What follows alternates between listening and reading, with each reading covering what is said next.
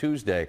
How do you manage just sort of the not anxiousness, but the excitement between now and then? Yeah, I got to New York on Sunday, and it really won't start hitting me till probably Thursday. Thursday's our press conference, and Friday are the weigh-ins, and then obviously when I walk into the Garden on Saturday night, it's gonna be special. It's gonna be one of those moments. There's very few of these moments that I take in, but Saturday I'm gonna. Good, and you should, right? I mean, I'm a big believer in that. You got to take a second just to stop and look around and take inventory, because if you don't, you miss all the good stuff. I don't do it enough. Well, do it Saturday. Yeah. Not that you need advice from me. Now, one of the things you're great at, and I mean great at this, and it's your job, is to sell and to promote. And when it comes to cards, I don't remember ever hearing like UFC 190 whatever, and you're like, nah, Right. never. Right.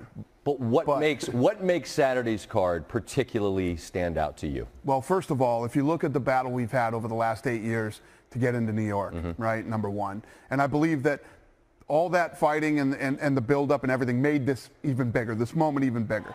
I built the biggest, baddest card, not only in UFC history, but probably in the history of combat sports. From top to bottom, this whole card, if I started halfway through the prelims, these guys could headline. Even the casual fan who just dips in for some of the big ones are blown away and know that this is the biggest card ever. But you got Conor up there, and here's a guy that you speak of, a casual fan. He has done what's the most difficult thing in sports to do. I don't care what your sport is, but to cross over and become a name that the grandma knows. That it's like my guy Russillo on radio would always say, if you become like a topic on The View or something, the morning shows, they know who you are, and he's done that. For you, you've had stars. What makes him unique? What makes him special and different than anybody else? If you look at how famous Ronda Rousey is, Ronda Rousey acts. She's the first woman, to ever come in and win a title. And be a true headliner. Yeah, and exploded onto the scene. There's a lot of reasons why Ronda became big. What makes Conor so special is men are a dime a dozen. The men have been fighting since the beginning of time and everything else. This guy broke through. And one of the reasons is every time this guy fights, most people, when they get to the level that he's at, making the money, the fame, and all the other things, they get a little skittish. They don't take the chances and the risks they took on their way coming up. This guy puts all the chips on the table every time he fights. And believe me, I've been around fighters since I was 19 years old. I've never seen anybody like Conor McGregor. And that's what makes him special. Plus, tell me the last time you saw a boring Conor McGregor fight. Well, they don't exist. Or presser. Or press conference. Or weigh-in. But I imagine when you have to try to corral the energy and the passion and the fury that is Conor McGregor, I imagine your job, and it has been at times, it's a challenge, is it not? And I don't try to corral the lunatic that is Conor McGregor. I let Conor McGregor be Conor McGregor. You don't mess with that. When you have something that's that great, you step back and you go, let him do what he does. This is who he is. This is what he does. Yeah, there's times when he gets a little bit over his skis and he gets a little crazy. And you know what? At the end of the day, he's not as difficult to deal with behind the scenes as people might think. And there's a lot of misconceptions about our relationship. I have a good relationship with Conor. For Bones Jones, how optimistic are you that there can be another chapter in this book that ends the book appropriately? I'm starting to not become optimistic about what's next for Jon Jones.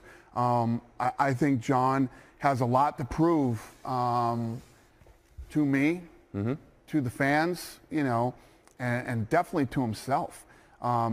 He's proved everything in the octagon. I mean, this kid could have been one of the greatest ever. I mean, I believe that he's the greatest talent we've ever seen. But in being a great talent, it has to be great in the octagon and outside of the octagon, and he has failed miserably.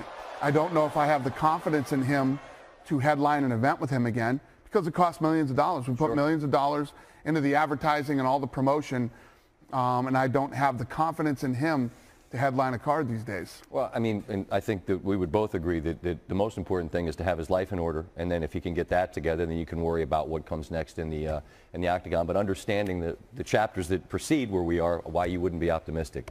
I'm glad we're having this conversation face to face just so I can own something. Okay. I've rarely been as wrong as I was about your sport. And initially, when this first started, I paraphrasing myself, but I'm pretty sure I characterized it as meatheads and bad T-shirts. And then it got worse. And then it got worse from there. And what you no, seriously though, you all have built truly an empire. And I look at McGregor and Diaz this year, and you look at this has been an amazing year in sports. You put together like year-end lists. That'll be on the list for the most memorable things that happen in sports. And I think there were a lot of people that doubted, but I don't see those people anymore saying what you're not. I think people are just recognizing, acknowledging what you guys are. Do you feel that way? No, it's true, and thank you for saying that. You know, when we grew up, you know, you and I, there were the traditional ball and stick sports. And as we started, when we bought the UFC back in 2001, and we started to meet with a lot of the media guys, they were way older than us. The guys who were running the newsrooms, they didn't want to hear about this. Oh, barbaric, this, that, and the other. But the younger generation was into it. Now, if you look over the last 16 years, if you think about people, you know, that were anywhere from 8 years old to 19, they grew up with the UFC. So the UFC, and again, you and I grew up, your parents would put you in karate or taekwondo. This is the martial art that men, women, and children are taking all over the world. So it's fascinating how fast it has changed and how many. But you know, I don't blame you for being a naysayer. I was a naysayer at one time too, until I got educated about the sport.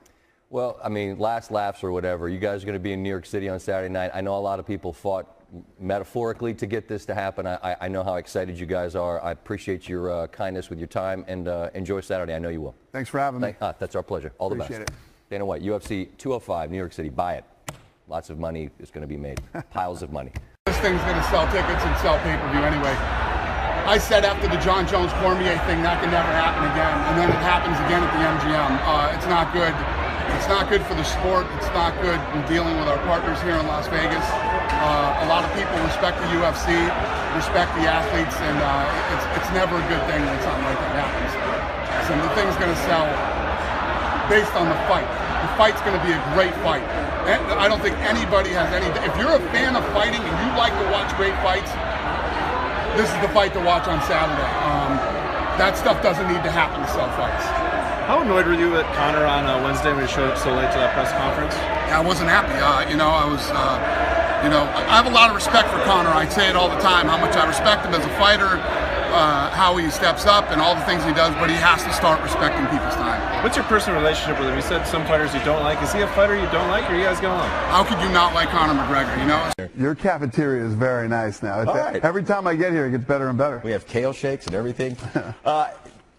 Just your thoughts about a fight card at Madison Square Garden. There was probably a few times you figured this wasn't going to happen. Looking back at everything from this point to then, what was the biggest challenge to get this to Cope? Well, it's never that I thought it wouldn't happen. It was just a matter of when would it happen. It took a lot longer than I thought it would take. 8 years is a long time. But to finally, listen, Madison Square Garden has had our back the whole time. They've been big supporters, and I appreciate them a lot. And obviously to be in that historical building where not just all the great fights have been, but you know, all the great performers that have performed there. I knew, not just for the fans and not just for the fans of New York, but also for Madison Square Garden, I wanted to deliver the biggest, baddest card in combat sports history. What is planned for the build-up? Obviously a big week, and New York is going to be a great subplot to all of this as the fights go on. What do you expect? Absolutely. I think New York's as big as much a story as the fight card itself, and all the different fighters are there. And, you know, this Saturday is a historic event because when we look back on this card, obviously the fights now have to deliver, but it is the greatest card ever assembled in UFC history and possibly ever in combat sports history. That was my next question, where it ranks. And you've seen every card, and you say UFC 205 before a punch or a kick is thrown, this is the best card you've seen. Even if you're a fan on the fringe and you dive in on the big fights here and there, everybody knows what a ridiculous card this is. 3 title fights, and even in the prelims, as you get down into the prelims, Jeremy Stephens versus Frankie Edgar, Khabib versus Michael Johnson, and the list just keeps going on and on. This card is just ridiculously stacked with great fights. Your opinion's worth a lot more than mine. For whatever it's worth, I think it's, and I've been watching since UFC 31, 32. It's the biggest card I've ever seen. So I'm very excited to see it. Thank you, sir. The #1 attraction on that card is Conor McGregor. And he had the mother of all buildups at UFC 196 with Nate Diaz. And peel back a little bit, although it was pretty much there in 202. When you see his preparations and how he has built this fight, how do you see Conor changing from those two cards to this one? Yeah, I mean, Conor is not only an incredible fighter, you know, one of the things that I respect the most about Conor is usually guys that get to that level where they're making so much money and every time they fight so much is on the line, they become more cautious and they don't, you know, they don't do things they would have done when they were younger coming up. Conor puts all the chips on the table every time he fights.